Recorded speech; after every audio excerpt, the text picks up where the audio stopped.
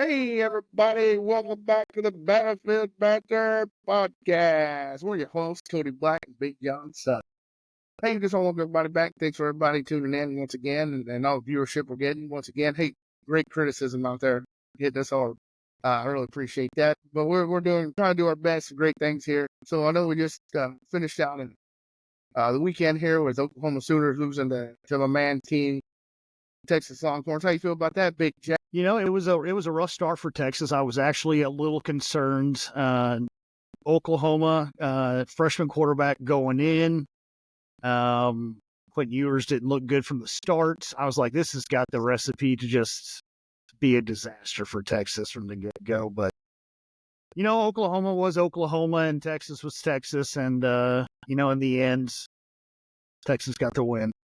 Yeah, well, I mean, the good news for us is that Big Alan Cook, my California raisin, if he's listening to this podcast, just know, Alan, you get to buy me and John Sutton tickets next year to the OU Texas game. We're gonna hold you up on that offer, so it will be coming. Well, he is in the Vegas this weekend. I sent him a text and I said I should have gave you money to put money on Texas while you were there. Well, I think he took off to Vegas just so he didn't have to watch the game. I think he knew what was coming, so smart man he is, and I wasted my afternoon literally watching this get killed. But other than that, it's been a pretty good weekend. Great week. Hey, I look at our podcast views. Hey, they're going pretty good, and I want to thank Noe Hernandez last week for coming on the show. That's some great feedback from him and people emailing us and texting us about how good the podcast was and the information that was provided out there. So I do want to thank Big Noe Hernandez, and if anybody out there wants to come on the show, you got stories to tell, or just want to talk about a particular subject, hit us up on our email at battlefieldbannerpodcast@gmail.com. We'd love to hear from you and get you on the show. But this episode, we don't have anybody on. We're trying to introduce ourselves. I'm going to be interviewing Big John Sutton here. I think it's something that we haven't really done yet, so we need to let the people know who we are. I know who Big John Sutton is, but I know many of you out there may not, so he's a pretty good fella, but we'll dig into it here a little bit. John, real quick. Just listen to you and all these intros kicking off the podcast. It just kind of flows. You ever get asked to be the maestro at any of the balls? Man, you know what? I've volunteered to be the maestro at many events, but nobody will give me the mic, and I think that is just because they don't know what the hell I'm going to say. That's the biggest problem. So I kind of go, you can give me a script, but I'm going to probably tune off of it a little bit and go in a different direction. So you know how it goes. Yeah, I like to make people laugh, and sometimes it's not necessarily the best way or most politically correct ways. this is true. People's afraid to just give me the mic. So, but I do practice in the car and in the shower. Like I was somebody. So that is there. Believe it or not, a lot of the introductions are really something I come up with on the fly. So, but really, yeah, you know me like that. I can come up with some pretty good stuff like that. So. Man, Big John said, hey, somebody did call me the other day. They said, hey, you do this interview or you do this introduction all the time, and you call him Big John Sutton. Is that something you do, or is that just is that his real nickname? I said, no, that's just me calling Big John Sutton. I don't think I've ever heard anybody else calling you Big John Sutton, but I don't think anybody else has called me Big John. Not to my face, at least. I can't remember who. Man, I can't think of. I just grew up. My grandpa, there was a song, an old song, Big Bad John. Big Bad John. Ever since I heard that and I met you, I just come up with Big Bad John. I think the only nickname I ever really had in the Army was, a shoemaker, just Johnny Walker. I think that was it. Yeah, that's probably because we were alcoholics and that's all we thought about was, something like Johnny Walker. So. Hey, well, me, believe it or not, I don't drink anymore. So, I mean, hey, before we get into the introduction, well, this guy, and I know y'all have heard me talk about this in the past. He's talked me into doing some really dumb stuff. He talked me into making moonshine one time. That was, I think we was handing it out this Christmas. We was handing It it was out good. this Christmas. It was good. Yeah, It was a hit. oh man, yeah, it was a hit. We ain't gonna tell nobody what we made it with, but it was a hit. So, hey, so like I said, we're gonna interview Big John Sutton here. I've known him now for heck, John, how long have we known each other? 15 years or so, It's something getting like close. that. Yeah. So, definitely one of the best dudes I ever come across in this world. Um, but there's a lot of people don't know about, a lot I don't know about. So John, you've been retired now for what, 4 years, 3 years, 4 years? About 4.5 years now. Yeah. 4.5 years. You married your wife Emily about 4.5 years ago and settled down in what, Chesterfield, something like that. Can't remember. Wentzville, Winsville. Missouri. I knew that. Winsville. God dog it. I said, old age kicking in. So Winsville. You went to school there, right? Not too far from here. I grew up on the Illinois side, about an hour east of here, in a town called Highland, Illinois. I don't know. That's right, guys. Hey, this guy was a high school all-star in football. Could have went to the NFL, but instead he chose to join the United States of America Army. Hey, big guy, share a little bit about your background in the Army. Why you joined the Army? You had that opportunity to go play in college. You didn't take it. What steered you towards the military? Yeah. So, I mean, I was not a very good student there in high school. Say it ain't so. Didn't prioritize schoolwork, really focus on football. But I had a couple different offers as far as college football goes. And to be honest with you, it was a lot of stubbornness and, at the age of 18, thinking I understood how the world worked, and that I could navigate it on my own without any guidance. So I really didn't include my parents in that process, with the discussions with the different college coaches, and what the options were going to be, and really kind of put myself in a position where it didn't play out because I didn't involve my parents in those conversations and kind of backed myself in a corner. So I started going to community college, and I was working night shift in a factory, a machine shop. It was just like, man, this is like high school without the fun. Really didn't have a whole lot of different options with my lack of interest in school. So really just kind of thought, back then we were constantly being told, you were being directed not to go to trade schools. That was a dead end job. If you didn't go to a college and get a 4-year university, you were going to be worthless. So you really thought you had to pursue those things, and not everybody is ready to go off to do 4 more years of school after high school. So got myself in a bad position as far as not really having a whole lot of options, and just started thinking about what could I do to give myself more options. And one day on my way to college, I took an earlier exit, stopped by an Army recruiter, and started that process. It sounded a whole lot more interesting than community college. Yeah, I mean yeah, for sure. Now, you had that opportunity to go, play college ball like we talked about. Um, didn't take that opportunity because you're about as smart as me, and when it comes to schoolwork, so that's where we both ended up. But how'd your parents, how did they take you joining the military? I know you got 2 brothers. Uh, did they think about joining the military? How was that whole family dynamic and thinking? I mean, because you entered before 9/11, so it was a little bit different back then. Yeah, so I was the oldest of 3 boys. Started my conversations with the Army. I was still living at home with my parents while I was going to community college, but I started those conversations probably about 2 months. I'd actually gone to MEPS and taken some tests before I even let my parents know that I was thinking about the military.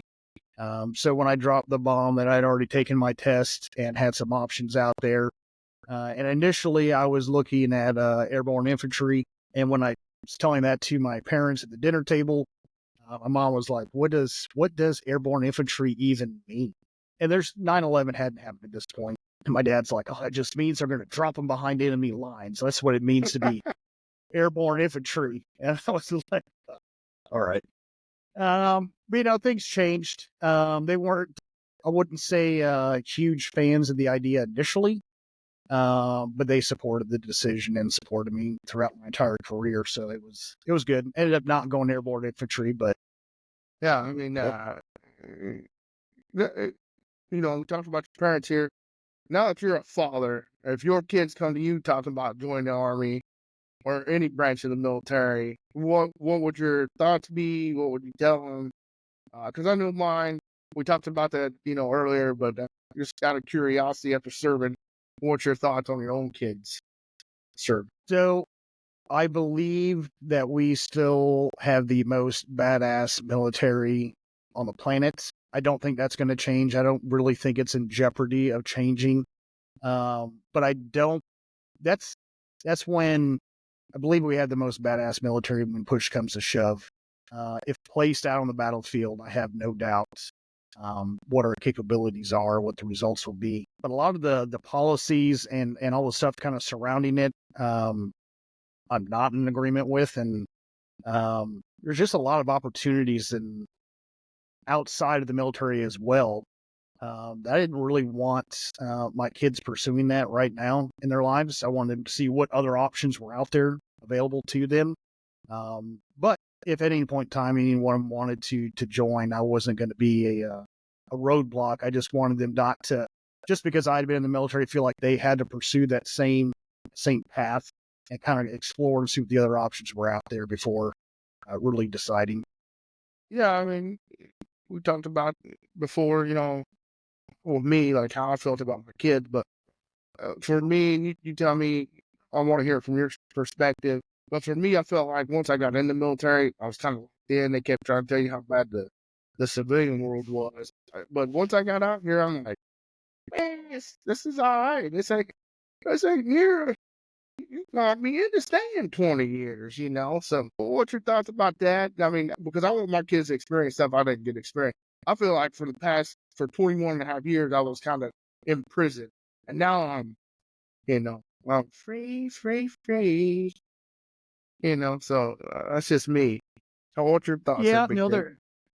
I mean, it was definitely pitched that way when you were in. I would say a lot of the opportunities that you and I find ourselves having right now, and then like especially a lot of the freedoms and peace of mind that we have, is largely due to the fact that we did serve and did the 20 years and had that retirement and that financial backing and the medical support the rest of our lives. So it makes life in the civilian world a little bit easier when you take those stresses off your plate. Being airborne infantry at the beginning, you became an MP, a military, a policeman. So tell me, why you went that. Well, I did have some thoughts in high school and even after high school about becoming a police officer. That had been one of the things. I know I'd taken a kind of a vocational test as far as kind of where your personality kind of puts you in. Law enforcement was one of those categories, and it did have some appeal to me as well. But I actually knew somebody who had been in the Army and was active duty at the time, military police, and I thought, man, that guy can do it. I can do this. So, it was, I felt like it was not an easy path, but a path that I could navigate.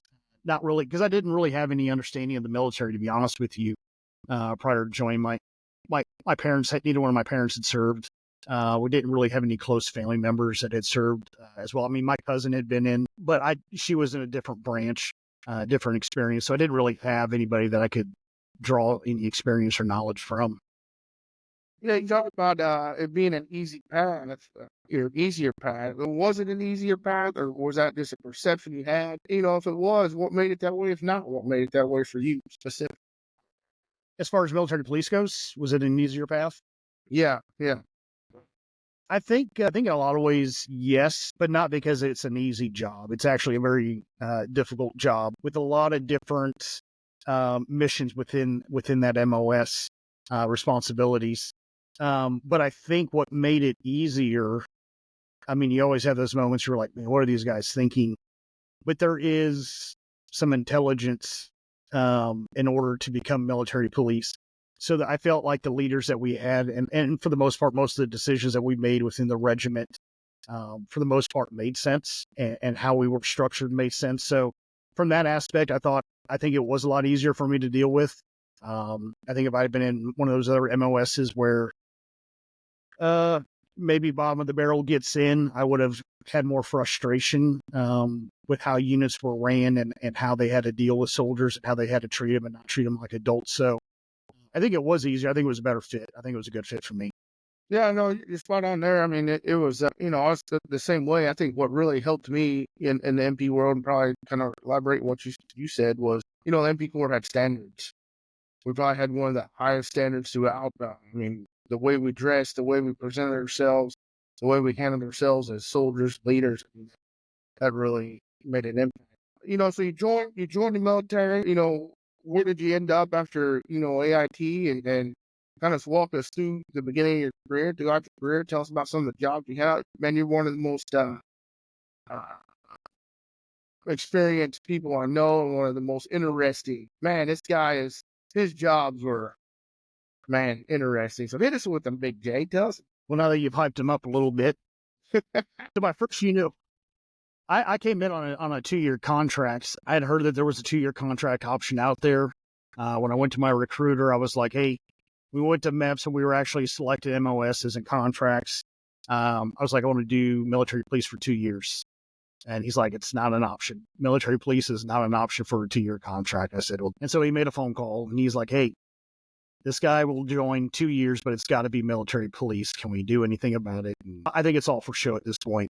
But they get it approved, and they're like, "Yep, we got you approved, but you've got to leave on this date to report for basic training." I'm like, "Well, that doesn't work. That's before the Super Bowl. I'd like to watch the Super Bowl before I go to basic training." So I was scheduling my start in the Army based off the Super Bowl. Nothing But I ended up getting changed. the 2-year contract. I got my 2-year contract for military police, and I went to Fort Riley, Kansas, to the 300th MP company. And that year, we were the best MP company in the Army. Actually, I think we were the best. I think we won best unit in all branches that year. All because So of I got your to arrival. All because of your well, arrival. because of my arrival. Let's note that. That's a key point there. Yeah. Much like Caleb Williams to the Chicago Bears and them being Yeah, anointed, Super yeah, Bowl champs already. yeah, That was yeah, kind of what I brought to the unit. No, yeah. it was a really good unit, and much like yours, I think a lot of the decisions people make as far as if they're going to stay in longer, a lot of it's based off of their kind of the first unit that they get assigned to and their experience there. And I was very fortunate. I had a really good platoon sergeant, really good first sergeant, and some really good NCOs in that first unit. 300th Military Police Company. So much so that my unit had been selected, the platoon actually, just the platoon, had been selected to go to Kuwait. 9/11 hadn't happened yet. We were still doing rotational missions in Kuwait. And our platoon had been selected to deploy to Kuwait. But I ended up re-enlisting so I could go with the platoon there. I felt an obligation to go with them and actually see something while I was in instead of getting out after just 2 years. But shortly after I re-enlisted, that deployment was canceled. And they gave me the option of going to any military school that I wanted to go to. If I wanted to become MPI, anything was on the table. But our sister unit was actually on orders to deploy for Operation Bright Star in Egypt. And I wanted to go somewhere, so I chose to go to our sister unit. Several of us were going. There was probably 20 of us from our unit that got moved over to support and backfill. And that was right before September 11th. And I remember I was actually polling CQ on September 10th. So going into September 11th, I was still on CQ when the planes hit the towers. And at that point, we had been almost all but loaded up to deploy to Egypt. And we had to immediately start unpacking our connexes because at the time, which I know a lot of people aren't aware, but at the time, a lot of Army bases, military bases were open. You did not have to go through a security gate. You just drove right on. But that all changed on September 11th. So we unpacked our connexes, got our gear back out, and manned those gates. And we ended up deploying probably about a week later to Egypt. And there we did PSD. A lot of the stuff that was going on, some of the pre-planning that was going on prior to Afghanistan. A lot of congressmen, senators coming into Cairo. So just pulling a lot of security there in Cairo, getting to see the pyramids and the Sphinx. It was a good deployment, good first deployment. But we came back from there. I went back to my my original company, a 300th MP company, and then I reenlisted again for Germany. And I went to the 30th MP company out of Germany, which was probably my favorite unit I was at. I was there for 4 years. We just had awesome leadership. I think the entire time I was there. When I got there, we had it was First Sergeant Palmer, Sergeant Major Palmer that you had previously discussed was our first sergeant. I had Sergeant Eakin as my platoon sergeant, and then we had Took-Main came in as my next platoon sergeant. Woodring came in as the next first sergeant. It was just, and the collection of NCOs and officers in that unit was just awesome. I had 2 deployments there. We deployed as a company to Iraq in 2004. While I was there, my squad got split off, and I was selected to do security for the MNFI general and sergeant major there. So that was interesting. Got to see the entire country, got to interact with a bunch of different units, and see everything that was going on in the war. So it was really kind of a neat, interesting experience. And while we were there in Iraq, we came down on orders for Egypt, or no, I'm sorry, not Egypt, for Afghanistan. And probably about 8 months after we got back from Iraq, our platoon deployed to Afghanistan. And from there, in that deployment, I think my squad was attached to 3rd Group, Special Forces, and we ran the detainee operations for them in Kandahar, Afghanistan for the year. So that was kind of a cool mission. And then came back from there. I've been selected to be the instructor there at Advanced Leaders Course. At the time, it was still BNOC, which was interesting. I hadn't attended BNOC Phase 2 yet, but I was on orders to be an instructor there. So I was going. The group that I went through ALC with, they started their Common Core Phase 1. They're at Fort Leonard with me being an SGL for them. And then as soon as they moved to Phase 2, I was a student. Yeah. So that was interesting. By the way, hey, we're going. You were my senior SGL when I went through BNOC, by the way. I remember your big, goofy rear back then. So, yeah, another interesting thing. So I was there for 3 years as an instructor there. It was kind of an interesting time. Military police was largely focused on the field component of things. And if you look at the course, it was 95, 98% tactical was what we were teaching. And the last week was law enforcement, which really didn't make sense given our MOS. It should have been more focused on law enforcement. So while we were there, we did a big curriculum change and kind of split it 50-50. And then from there, I went to Hawaii. I reenlisted to go to Hawaii. Went to the brigade. I was a brigade, worked in the brigade S3 for a year. And then one of our companies in the brigade had some challenges, and they had replaced the leadership team in that unit. And I went over there to be a platoon sergeant, where I ran into you. You came across, got sent to the unit. That's the best thing that ever happened to you, boy.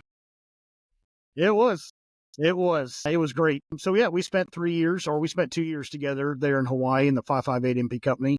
Had a really great time there. Good leadership. It was a good unit. And then from there, I went to Italy. I worked for NATO. I was the terrorism analyst for North Africa and the Horn of Africa for 3 years. Got an opportunity to do a couple different things there. While I was there, I got selected to lead a joint NCO team from NCOs from all over NATO to go to different non-NATO countries to teach leadership to NCOs and warrant officers. So I went to Moldova and Bosnia and taught a couple of iterations of leadership courses over there. And then when I left there, I went back to Fort Leonard Wood for the 3rd time and worked in CDID, where we kind of evaluated capability gaps within the military police and looked for capabilities to fill those gaps. And then you decided to hang up your hat, and that was it, huh? Yeah, from there I retired. And you've been working ever since, or was there a break in between, or No, that last job, looking at different capabilities, new technologies to bring in the Army. One of those technologies was a 3D was LiDAR, was 3D laser scanning. And I was evaluating a product made by Faro. I spent about a year and a half evaluating that technology. And when I was coming up for my retirement, Faro had reached out and said, "Hey, you know this system about as well as anybody does in the military applications. This is something that we're looking to pursue as far as the market goes, and if I'd be interested in joining and helping lead that effort." And so I did that for almost 3 years. Worked for Faro, kind of pushing that. Actually, I couldn't have asked for a better job getting out. One, the technology is super cool. I still find it incredibly interesting and what I think the military could do with it. But because I was focused on breaking into the military and federal markets, it allowed me to go and visit different military units, whether it was the Marines, Air Force, Army, Navy. I got to go and interact with those units and go to the bases. So I still got to be connected to an extent. So I didn't have that, complete isolation for the military when I got out. I was still very much connected to it, which I think helped out quite a bit. I mean, are you glad you went straight into work, or do you wish you'd had some time in between? I mean, how do you feel about that? I mean, I know for me, like having a job, it gives you that cushion, but at the same time, I'm like, man, well, it'd be nice to have a break, but I don't know if that's really built in us. You know what I mean? Like I try, Yeah, like you go on week for two, you go on leave for 2 weeks, and by the time the 2 weeks is up, like you're like, I'm bored, like I gotta get back to it. So I don't know yeah, if I you felt don't. that way. Since I interviewed for my first job when I was 15, so that I could start when I was 16, and I haven't had a day unemployed since. You see that in you. I think it would have been good to take a break, but sometimes if opportunities present themselves, I don't think you can just expect those opportunities to be there when you're ready. Sometimes you just got to take it, even if you're not ready to take them. Yeah. I mean, through your military career, what are some of the most challenging moments you went through, and how did those moments shape you and prepare you for civilian? I tell you what, I think one of the most, I want to say, challenging, because it wasn't in a deployed scenario. That brings a whole different realm of stresses with it. But if you remember back, I think you were in 558 at the time. We had some issues out on the road, and we were doing it. We were a heavy presence as far as leadership was out on the road. Yeah. Yeah. Platoon sergeants, platoon leaders, the whole command structure was out every shift, riding around every shift. So, like I had mentioned, there had been a leadership issue in the unit prior, and all the leadership had been removed, and new leadership brought in. So there was some foundational stuff that needed to be fixed and addressed. And we pushed through, and I think we got the unit was a really good unit when we left. But there was a lot of challenges, kind of navigating that on the run. Yeah, I mean, let me tell you folks out there that don't know Big John Sutton. This guy does not get mad and scream and holler. He's calm, cool, collective. But I'll tell you what he does, and I think he got this from the military. And I know his wife Emily can back me up on this. This guy has a way to talk you in to doing what he wants without him having to yell and scream. He'll let you do the yelling and screaming. He'll talk you in. He'll get you so fired up to where you do it for him. And that's how he was. Even out there on the road, he was calm, cool, and made sure that he made somebody And else you'll mad enough and to yell and scream and you'll for. think it was your idea to do it. Yeah, yeah. Oh man, yeah. He's conned me into that mess too many times, and the ideas have been so bad, so bad. But yeah, that's just part of who he was, what made him so great. So I mean, do you think that same mentality carries over for you now in your civilian job? Yeah, I don't think I operate or think any differently now than when I was in. I still very much try to look at things from a big picture perspective, and try to influence things across the board to kind of keep things moving in the direction I think we need to go. So, no, I don't think I've changed at all. No, I could totally agree with that. 100%, no change at all. But uh, I could say probably from my standpoint, I don't think I have either. Uh, it's just I think sometimes like for you, you're such a big thinker outside the box, and a lot of people are stuck inside the box, and you can see, hey, if we just went this way, so much better would be happening. And you try to influence that in a lot of ways. So, not only from like work perspective, but personal life as well. I'm sure you use that on your kids. This is just It's not as success. no, but I mean, hey, your son, right? Your son's doing HVAC. That's good. I mean, or your daughter went to pharmacy school, so a lot of great things happening there. I mean, that's a direct reflection of who you are. So, kudos to that. Uh, but what was the most difficult part for you transitioning into that civilian? What was the biggest thing? Oh man, I'm going from the military now. Here I am, civilian. I might have to pull back on this or something. Yeah. Honestly, probably the biggest challenge was, it was probably the lack of camaraderie and interaction. When I went to go work for Faro, it was a remote position, so I would have Teams meetings a couple times a day with different customers and coworkers and whatnot. But it was just me in a basement working, and I was used to more having a battle buddy that I could argue with or push some buttons just Yeah. to keep the day interesting and I wonder lively. who Um, that battle buddy is. yeah, well, my wife became that battle buddy for probably my first Yeah. year when I got out, and she did not enjoy that. Nah, Had how to find a exciting. different way to kind of get that out. Yeah, I mean, and then when that didn't work out for him, I'm sitting at home one day and get a phone call, and once again talks me into what he wanted me to do. So we've been going strong. I'm telling you, I have a great time with you, and that no matter what we've done throughout our careers, I keep, when we get together, you know, we embrace the suck and try to make the best out of it. And you've always been real good at that. So, um, you know, how do you feel? Let me ask this way. How do you view the role of the military in today's world compared to what we went through at the beginning of our careers? I mean, I know my views. I see it a little different. I think we're a bunch of wussies, but you're still in that mindset that we're the greatest thing ever. So what do you think here?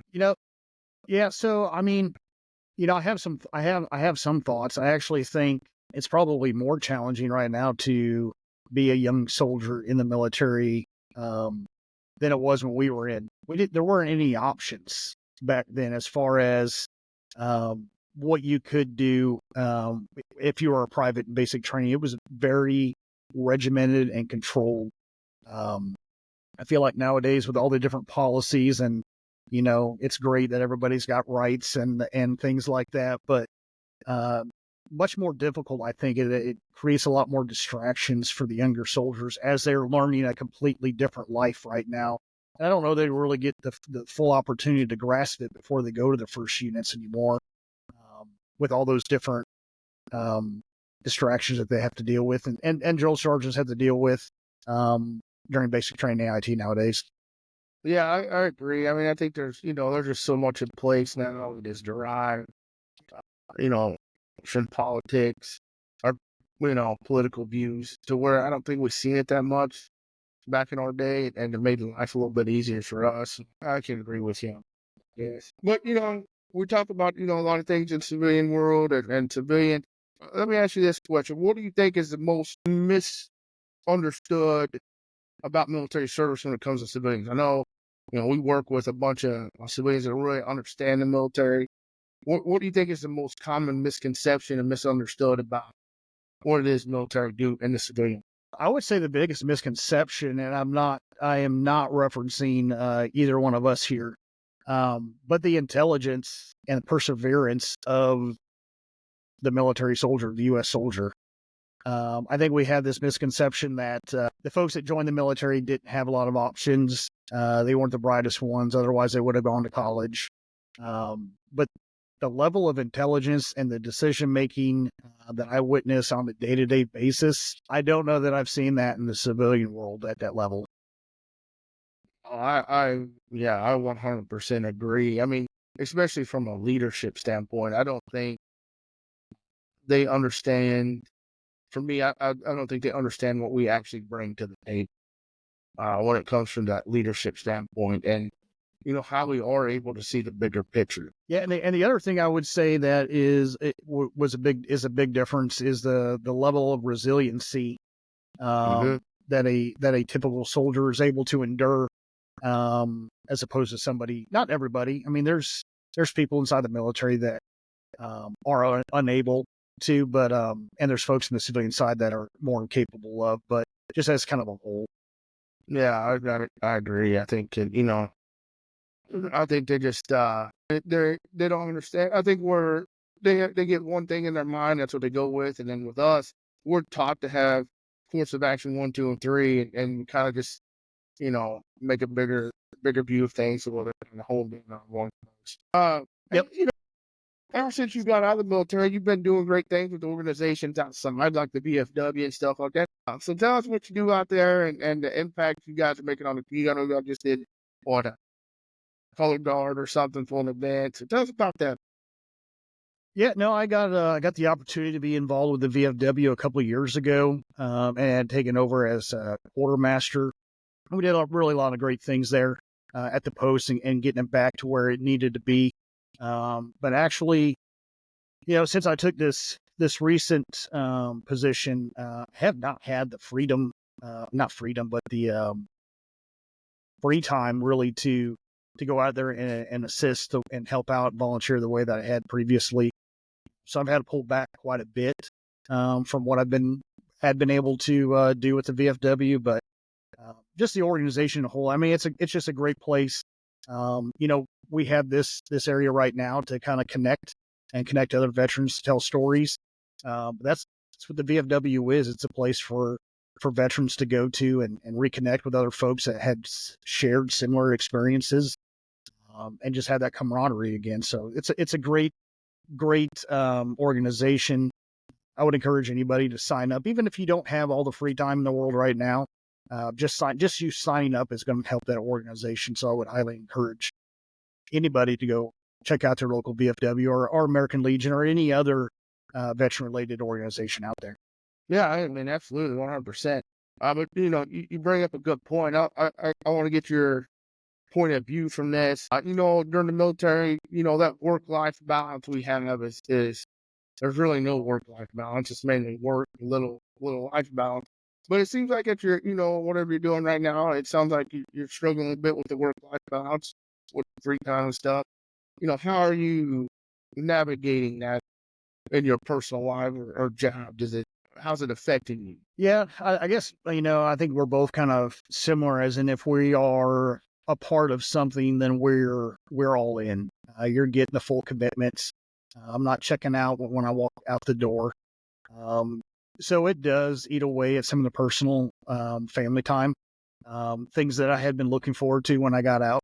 But I just see those are just opportunities and challenges to try to find new ways to be more efficient, to find better ways to do things at work to where we can have some of that free time. It's just another opportunity to make something better. Yeah, I hear you. I mean, I think for us, a lot of times we struggle when it comes to that work-life balance because we don't want to fail when it comes to what we do at work. Uh, and I think in return, it kind of, you know, hurts our family and us in the end. But, that's something I'm definitely learning to try to switch. You know what I mean? I'm trying to switch that whole thing. Hey, like you've done a lot of your career. Looking back, is there anything you wish you had done differently during that time, or could have changed, or some advice you would give other people based off the stuff that you've done? There was one point, it was actually kind of funny. I almost said something when we were talking to your brother. When I went to PLDC there at Fort Hood, Texas, one of my battle buddies there was a Calf Scout. And when we were talking back and forth, just about, kind of our different mission sets and things like that with me being military police. and there was a lot of similarities as from the field side of things, from military police and being a scout. And I had learned that I wasn't really that big of a fan of the law enforcement side of things already. I really gave some serious consideration to reclassing and becoming a scout. Um, in a lot of ways, I wish I would have, but I don't think my career would have turned out the same way. I think being in the military police and the different opportunities I got within it really impacted who I ended up being at the end of the day when I retired, and what options were going to be available to me post-retirement. So I don't know that I have any regrets or anything I would change as far as from a career perspective goes. There's just a lot of sacrifices made. We talked about, family, divorce rates, things like that. I'd say the only regret I really have from my military career was, just that much time being away from kids and not getting to watch them grow up as much as I would have enjoyed. But we still stay connected. We talked, I think, every single day while they were still kids. So plenty of trips back and forth, but, just missed out on some of that day-to-day stuff. Yeah, I mean, I completely understand that. That's one thing. I guess like when it comes to my son now, my oldest daughter, she's graduated. Well, both my daughters have graduated. My son, he's a junior in high school. But I told myself when I got out of the Army, I would never miss another one of his basketball games or school events. And that's true to this day. There's no job that's gonna keep me from going to those events because I've just missed out on so much, and I don't think going back to the civilian life or civilian perspective and being misunderstood, I don't think they really grasp that totally. Uh, what all sacrifices that we do, have to make when it comes to our family. And that's probably you bring up a good point, or led into one. That might be one of my regrets. When you join the military, by choosing to join the military, and we talked about with your kids being military brats, they traveled around with you. You don't get the opportunity. I loved my hometown where I grew up. I still love it. I go Yep. back, hang out. I still got the same friends that I had there growing up in high school. Go out, hang out. We do stuff together. You don't have the opportunity to really grow roots, put roots down anywhere. And I don't feel like I've got that here where I live right now. I don't think my kids will probably ever really feel that way, just moving around from place to place. I don't feel like they're really going to feel like they belong somewhere, Yeah. like someplace is home. Yeah. No, I get that. I mean, I feel the same about that. I don't know if we ever. I mean, I don't know if we ever consider a place home anymore. Like once we moved around like that, yeah, I don't know. Like for us, I don't know if we ever consider having an actual home. You know what I mean? Besides the one we might have grew up in. Like even though I'm here in Waynesville, my wife, she's still in. This is my home for now, but it's not. I don't know if it's gonna be my home. So that's always up there. So, what message would you like to share with future generations about the military? Advice, whatnot. I would say, the military is going to give you, if you're considering the military is going to give you an opportunity to have different type of experiences that are not going to present themselves anywhere else. There's a lot of different experiences that you can have regardless of what path you go out in the civilian world, but there's only some experiences that you can have when you're in the military. And just some of the different scenarios you kind of find yourself in. I think back to this one story or experience when I was a ALC PLD or a BNOC instructor. That was the wars were going on; they were full steam. So we had this big backlog in Europe of NCOs that needed to go through ALC, and they just didn't have the ability with the up tempo to get them back to Fort Leonard Wood to go through the school. So the regiment made a decision to do a one-time remote or on-site course in Germany. So myself and Graber and I don't know if you know Bobby Oakes at all. He was a drill sergeant. He was military police. I think he was a sergeant first class when I was a staff sergeant, so he had been in a little bit longer than I had been. But the three of us, and then our first sergeant, of course, chief at the time was Rusty Lane. We went over to Germany, to the Grafenwehr-Vilseck area, to set up and get ready for the first ALC course out there. I think we got out there probably 2-3 weeks in advance. And it was a good thing that we did, because the support that we were supposed to receive, since we weren't part of USER, did not happen the way that it was planned. So I know me and Graber had to just in-process into USER like we had been just PCS there. We had to go through range safety courses. We had to go through everything like we were being stationed at Germany so we could operate the class. But it was interesting because we were over there in the fall time frame, and Thanksgiving came up, and one of our former instructors that we had in ALC for the CID course, he was now stationed over there.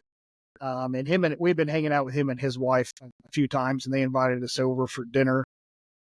And I still have a recipe saved, because they slap your mama banana pudding had there at that Thanksgiving dinner. It was phenomenal, and I made them give me the recipe. But we were there. We were drinking beer, wine all day long, having great food, conversation.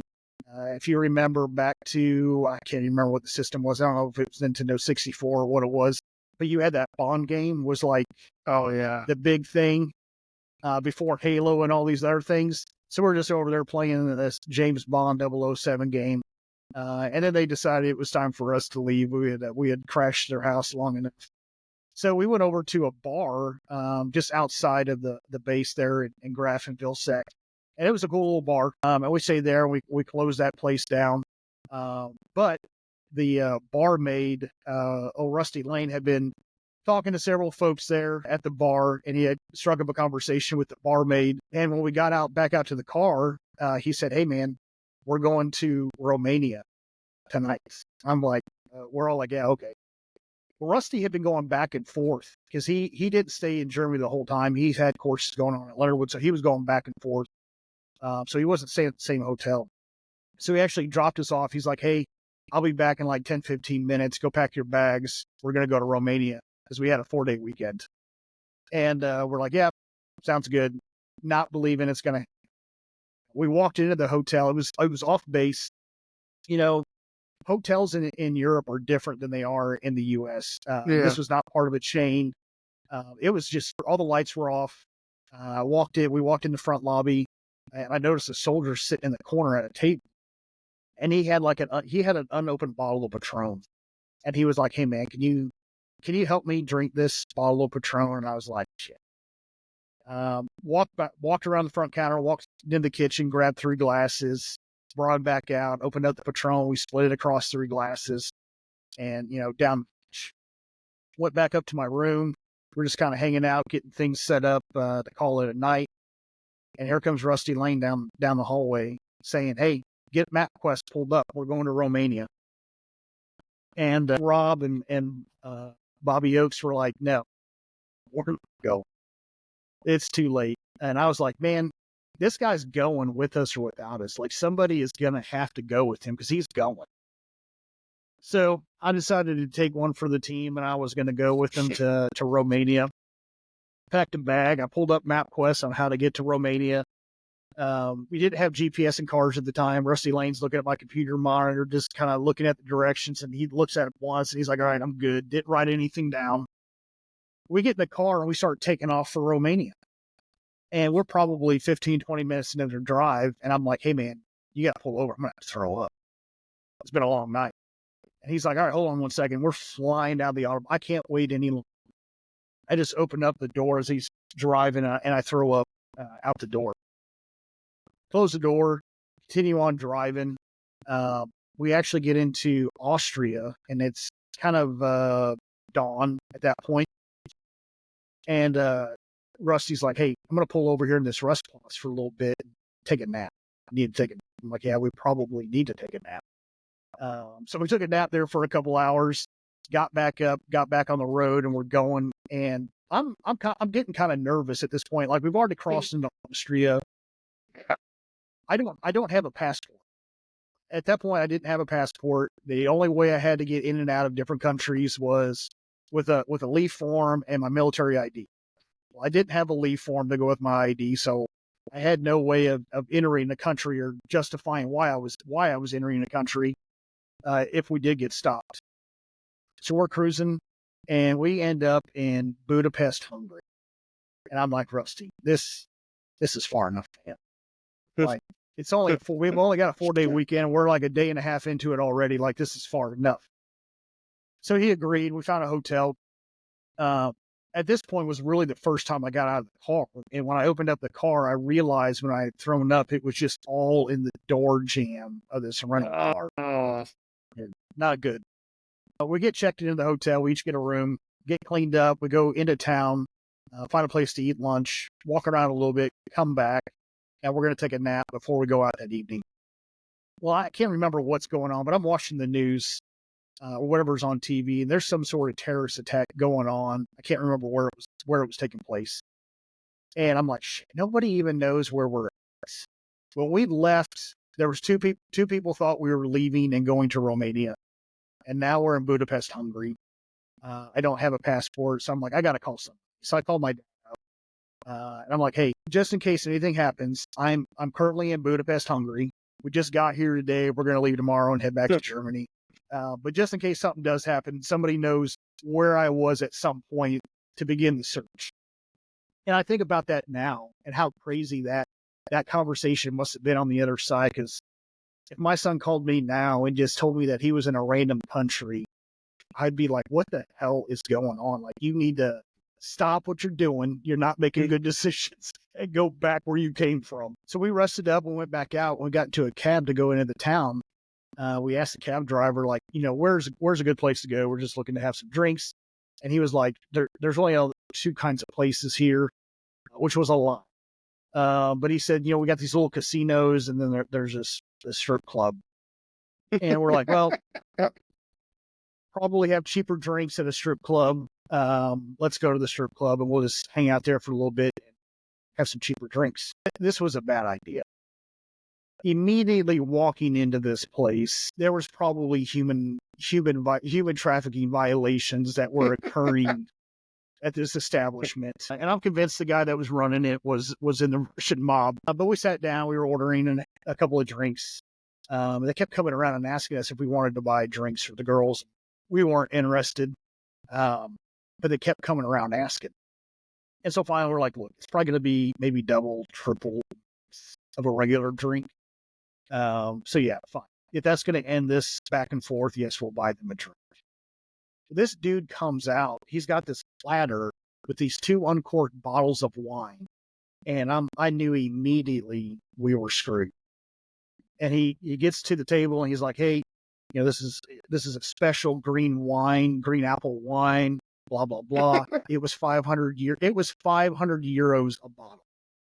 And they were already on. Now, at the time, I was not in a position, I'm probably still not in a position to be buying $500 bottles of wine, but I sure as hell wasn't at that point in my life. And so I was pissed off, and Rusty was like, hey, don't worry about it. I got it covered. Which was, made me feel a little bit better, but I was still pretty pissed off. But this place didn't take debit card, credit card, nothing. It was a cash only establishment. So we obviously didn't have 1,000 euros on us. So this Russian mob guy escorted Rusty Lane to ATM to withdraw cash. And he's gone for a hot minute. Long enough that I've seen, I'm thinking back to, what are those movies? Those Saw movies. I'm thinking of the different Saw movies and things like that. I'm like, this dude is probably in a bathtub, full of ice, with a cell phone taped to his hand, with his kidneys cut out, told to call 911 when he wakes up. He ends up coming back, but he's like, hey, it wouldn't let me take out 1,000 euros. It only let me take 500. So I had to be escorted to the ATM. Now, I don't recall seeing it. I don't recall seeing anything on the ATM that said that it was a 500 euro limit.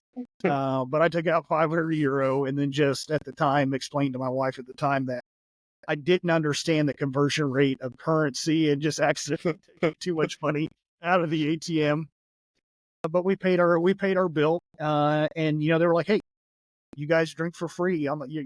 Drinks are on the house the rest of the night. And we're like, yeah, no shit. We just spent $1,000 on green apple wine. Yeah. So we started ordering some double Jackson Cokes because we wanted to get our money's worth. But after a few, they cut us off. They said we were done, so we left. And we did actually find an actual bar club area that we could have gone to the first time and not been taken advantage of. We hung out there for a little bit, then we went back to our hotel. And then the next day, we got up and we ended up in Bratislava, Slovakia, and hung out there for the day. So it was kind of interesting, but just had no intentions of leaving Germany when we went to Thanksgiving dinner. And by the next day, I think I'd been through 4 or 5 countries. Yeah, Mr. Adventure, that's for sure. Yeah, I never experienced anything like that, but man, I can only imagine. Hey, just real quick before we get off here, hey, explain to people, you're retired now. You got a lot of things going, projects. I think at one point you was doing your own t-shirt. You was making your own cups. You was a photographer, a palm reader, all this stuff. How do you spend your time now? Have you picked up any new hobbies besides this podcast, or fortune telling? What are you doing these days as a hobby? I did. I think I'm an entrepreneur at heart. Always trying to think of something new to do, and that I can do on my own and have complete control over, or at least shared control over, like we got with this podcast. But just looking for something new and interesting to, just keep my mind working and going and keep the excitement going and have a reason to get up in the morning. So sometimes get bored with stuff and got to keep things interesting. So just look for, just little side hustles that are of interest that I think are interesting that maybe I can make a couple extra bucks on and do something with it. Well, I know you just had a pool built at your house. I mean, let me tell you, when I say a pool, this guy, it's like Playboy Mansion type style pool. I mean, have you thought about opening up that to the community and charging a fee with your mind there? I know you probably thought about at least once. We got some neighbors that like to come over and use the pool, and we live in a subdivision, so you got to pay HOA fees, which includes your pool passes or whatnot. But I have considered establishing some annual pool passes memberships Yeah, for the neighbors. that don't surprise me. Before we go, are there any projects or classes you're currently, passionate about? I mean, you or your wife, like, y'all have something going on that you're passionate about? Some projects in your life, the outreach programs or anything like that? We're just really, we kind of decided about a year ago, a little over a year ago, we had some conversations about eventually moving from Wentzville or maybe from this house when all the kids were out of school. But about a year ago, we made the decision that this was going to be our house. This is where we were going to stay for the long term. So that's kind of decided to make some decisions on what are some things in the house that we'd like to do that we'd be looking for in the house if we were to move. So, we put the pool in. There's been some other projects around the house that we had kind of been putting off that we decided to go ahead and do. Besides this podcast and work, work is a full-time job in itself. Oh, yeah. I'm super excited. I get to fly out tomorrow to go to AUSA for work, hang out there for a few days and see some folks. So excited about that. But I think this podcast is about the only project I've got going on really right now. Really excited about it. Just the fact that we have an area to go to talk and communicate. We've even started reaching out to folks that we hadn't talked to in a couple of years and having some conversation. So it's been fun. It's been exciting. I'm kind of excited to see where this goes. Yeah, me too, man. I'm super excited. Hey, just a couple more things. What legacy do you hope to leave behind for other bands? What legacy do you hope that you established throughout your time That you just got to push through, right? There's nothing that you can't do if you want to do it. It's just whether or not you've got the heart to push through. that's a good one, buddy. That's a good one. I can agree with that. That's definitely your mentality. So, is there anything else you'd like to share that we haven't covered? Advice you'd like to give? Not only people joining the military, but just the general population here, buddy. Yeah, no, we're just really wanting to expand this out more. Obviously, the first couple episodes we've kind of focused interviewing folks that that we've known, and the next couple episodes are probably going to be folks that we know that we've reached out to that we think might have interesting stories to kind of move this thing along. But just really excited about reaching out to some other folks that we don't necessarily know yet, that want to come on here and kind of share their story. So really, really hoping to get some more emails. I know we've heard from some folks that want to come on the show already, but just some interesting backgrounds and experiences out there. I'm hoping we'll get some more emails about folks wanting to come on the podcast and share those stories. Yeah, 100%. I think that's our entire goal. Just keeping some of these stories and legacies alive. So uh, that's what makes me so excited about this. But hey, guys, once again, we appreciate you tuning in to the old Battlefield Banter. We're your hosts, Codye Black and Big John Sutton. We just want to tell you guys, hey, if you need to talk to somebody, reach out to us. We're always, want to talk to you and listen and have some conversation. We'll also post a number for a hotline out there for suicide prevention. I just want to give a couple shout outs to some businesses, Lone Star Drone Company out there in Texas for supporting us. I'm continuing to tune in, and there's a local business here in Waynesville, Missouri called Cutting Heads Barbershop. Great dude. He's been a pillar in this community. He's always supportive of me and what we got going here on this podcast. So I want to give a shout out to Ron Quick, who owns that. Other than that, do you have anything you'd like to add, John, before we give him the piece? No, just, hey, we've had some good views on the first couple episodes already. If you could just help us out, if you like them, please just like, share, and subscribe, and keep help pushing this thing forward. That's right. That's what we need, to like, share, and subscribe. Hey, from the two most interesting men on earth, till next time, peace.